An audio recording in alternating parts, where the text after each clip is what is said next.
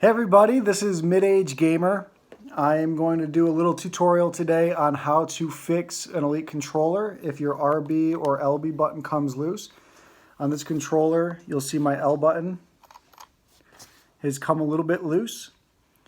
So I bought a repair kit for $15 roughly, including shipping, from Amazon, and it included a few parts.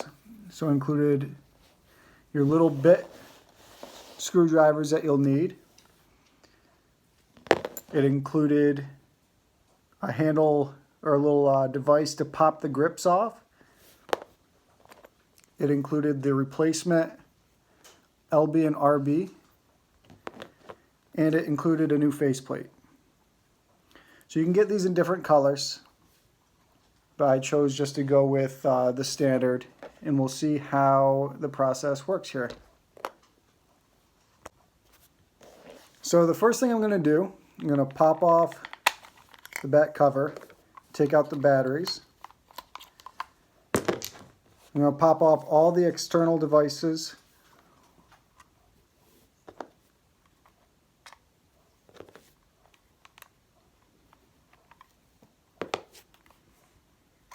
So the only thing left is going to be the little knob here that switches back and forth, but I can't get to that until a little bit later. So this bit might be a little bit hard for me to record and do at the same time. But what I'm going to do essentially is take this grip popper and the grip here. You'll see the seam that goes here and then along the side. I'm going to pop it. I'm going to squeeze it right in here, right underneath this the trigger button, and I'm just going to pry it and pop it. So when I was prying it, I had to put a little bit of force on it, and it was a little bit scary because I heard a cracking noise. But from the videos that I'd watched before, I knew to expect that. And what it was essentially is this little bit of tape was just peeling. And you can see how sticky it is. So that's all it was. So there's no concern. And basically what I did is I popped it loose enough so I can get my finger underneath there, and then I just slowly pulled it up and let it break along the seam essentially. And it just popped right off. So my next step, there's 4 different screws that need to come loose. There's 2 on each grip, and then there's 1 in the center where I pulled the battery. And I had already pulled the sticker out of here. So you'll probably see a sticker over this with the serial number right along here. My guess is that if you are fixing this on your own, it's out of warranty and you don't have money to buy a new one. So go ahead and peel that sticker off. You can save it if you want. Mine's in my box with all the extra components, but that's what I did. So this next part, I'm just going to pull these screws out and then I'll be back. All right, so at this point I've unscrewed, or at least loosened all the screws, all 5 of them. And I just wanted to show you guys what this is going to look like when I pop it over and lift the face of the controller. All right. So it literally, like you can see, it's already trying to come loose. Like that's the least amount of pressure I could possibly do. It just comes right off, and then you get the inside of the controller. It's pretty cool looking. I'm happy it looks exactly like the videos that I was watching. Now, a lot of people will have issues with the analog sticks drifting one way or the other. So you can always fix that issue by buying similar components. These will come right off. I'm not going to pull it off, but I guess I can. But it comes right out, just like that. And it just slips right back on. And then this is the part you want to pull out, I guess. I don't know why. Just in case it pops off in the middle of you pulling the rest of this off. So the faceplate, you're going to lift from this part and pull it straight back. And this is another part they said might be a little bit weird. So I'm going to use both hands for this, so I'll be right back. So I just wanted to show everybody what exactly was broken with the LB and RB, or actually in this case the LB button. So you'll see this little piece here. Where is it? Yep. If it'll focus, is actually what broke. And this is where it fit in. So that little piece broke. And essentially, these are just poorly made, really. If you flip it enough times,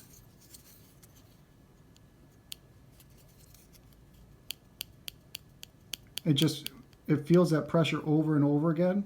And eventually, it's just like bending back and forth a paper clip. Eventually, it's just going to break. So now, I've got that piece off. So what I'm going to do is I'm going to insert this the same way I took the last piece off. So I'm going to fit this in here. It can literally only go one way.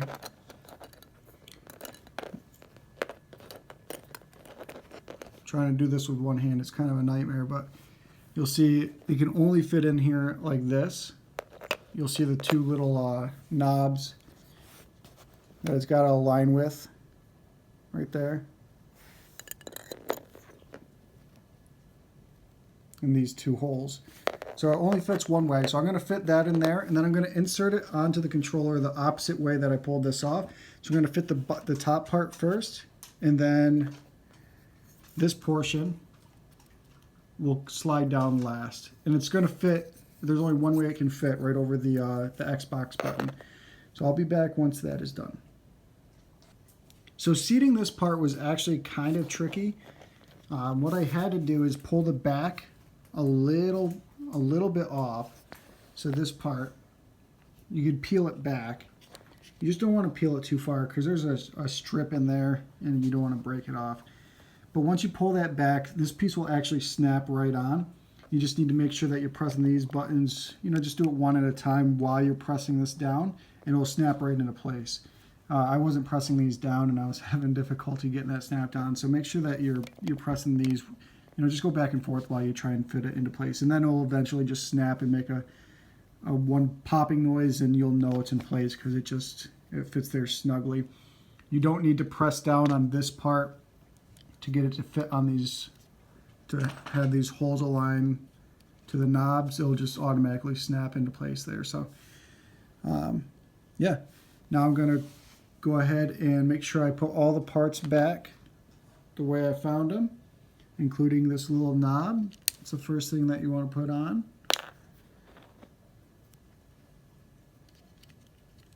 And then, so that's in place. And then I'm going to put the faceplate back on. I'll put the screws in, and then I'll show you guys the finished product, and we'll see how those buttons work.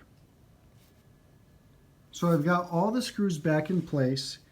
I just wanted to give you guys a little pointer. So I did this middle one first, and then I did the outside. When you're putting together these electrical components and you have these little electrical screws, you don't have to torque these things down or in. Just do it until it feels snug.